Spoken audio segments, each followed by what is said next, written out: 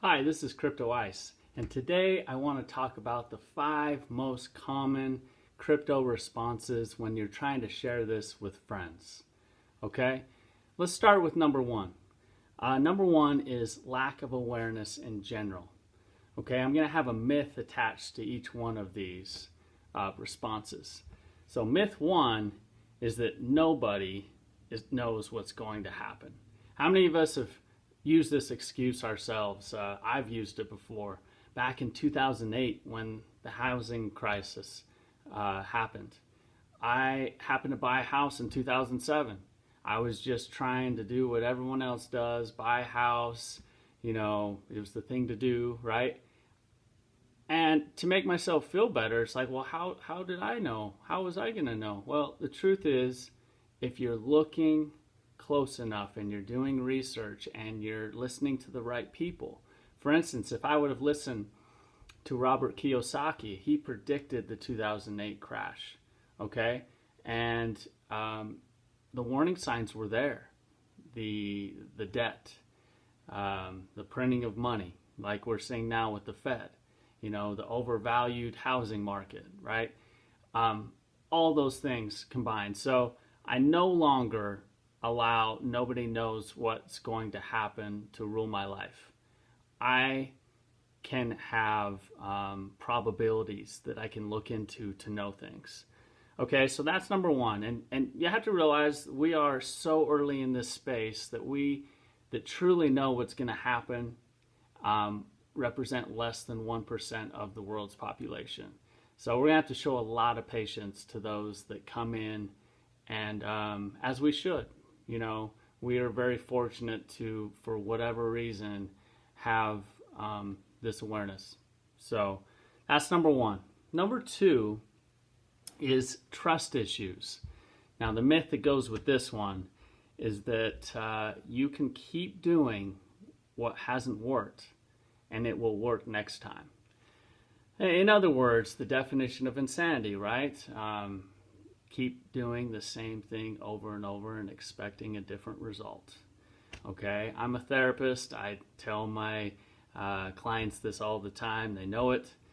How does this apply to trust issues in the market? Well, those that got burned in 2017 when Bitcoin went to 20K and they FOMO'd in, they didn't know what they were holding. And so then when the market dipped, they sold and they lost. Okay. So instead of learning the space, they're just going to avoid it. Don't talk to me about it. These are the types of friends, when you tell them about crypto, don't talk to me, you know. The great irony is that the pain and the avoidance is what allows it to happen over and over. This next bull run is going to be much bigger than the last one. And no matter what they're saying right now, when institutions and Bank of America and all these people are and most powerful players in the world are making this market just go up like ridiculous, I don't care what they're saying right now. They're gonna get back in, and then they're not gonna know what they're holding once again. And when the market dips, they'll sell, and once again they'll get burned.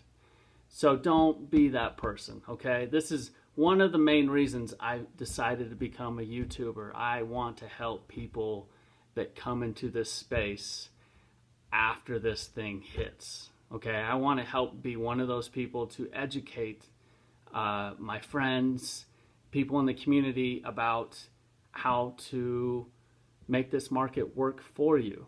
Not a financial advisor. I'm just more an educational YouTuber, okay? So that's number two. And let's go to number three now. The too far away crowd. Okay, the myth with that one is that my government will tell me when things change and are coming close. My government is going to protect me, okay? I can't keep a straight face when I say that, because government is not looking out for you. You have to look out for yourself, okay? The government comes up with fancy words to keep you in the dark. You know, when they say, oh, we're just doing quantitative easing, see, I have a hard time even saying it. It's that ridiculous, right? Quantitative easing, okay, is a big word for you're losing your money's value day after day as the Fed prints trillions and trillions, like they're giving away lollipops. You know, I mean, it's ridiculous, really. So, you cannot trust your government to protect you or to keep you informed. You have to decide either to anticipate and take advantage or to just react and lose. So, okay, so that's the too far away crowd. I understand the logic behind, oh man, this stuff seems like 10, 15 years away. Totally get it. But if you're not paying close enough attention to what's going on in the space, there are so many things going on, governments being involved. They're not going to let you know until they're ready to make money. You know, it's the same thing with the financial advisors and the mutual funds out there. Until they make it part of their portfolio that they're selling to clients, once 401ks include cryptocurrency, like let's say 3%, once they got that in place and they can make money, they will be some of the biggest cheerleaders out there telling everyone, hey, it's okay, you guys can invest in this now. Okay, so it's about them getting themselves set up and then selling it to you. Okay, so you just have to decide if are you okay with that arrangement or do you want to get ahead of it. Okay, so that's the third one. Okay, let's go to the fourth one. The fourth one is the weird internet money crowd. Okay, we all know people that, you know, we talk to, they're great. All of a sudden you try to talk about cryptocurrency and they just act weird around you every time you see them. They like, you know, don't talk to me. You know what I mean? And I don't take it personal, but it's like, man, what are they so afraid of, right? And that's it's just so foreign to them. Mark Yusco had a really good quote on this. He says, the greatest wealth is created by being an early investor in innovation. Making that investment requires believing in something before the majority of people understand it. You will be mocked, ridiculed, and criticized for your non-consensus action. It is absolutely worth it. Fabulous quote, right? We have to be willing as early innovators to take the negative with the positive, and some of that negative is people are going to treat us differently, and you just have to decide what you are going to do. So, okay, let's go to number 5. Number 5 is debt, okay, and the myth is I can't afford it.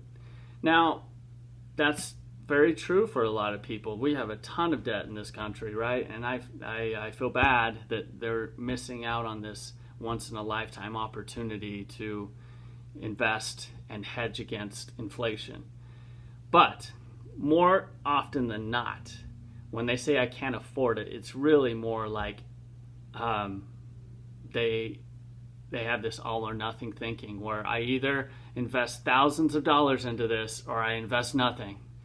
And not realizing that if they even took less times out to eat a week, they could put away $25, $50 a week.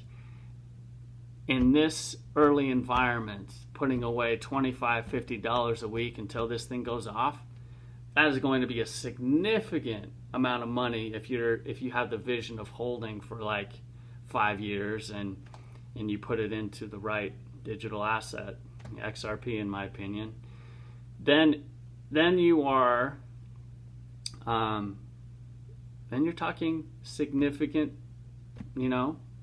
significant money. Even if it's not life-changing money, it could be significant money. So we get caught up into that whole, I got to do it all and put everything into it or I do nothing. So I hope you enjoyed these 5 common responses to sharing crypto with friends. If you wouldn't mind, please put a comment below of other reactions that you've noticed that might be different than the ones that I listed. Certainly not an exhaustive list. Yeah, I'd love to talk in my next video about the ways that we can creatively respond when this thing hits and all of our friends, family, community is trying to make sense of things. So hope you enjoyed that. Thank you.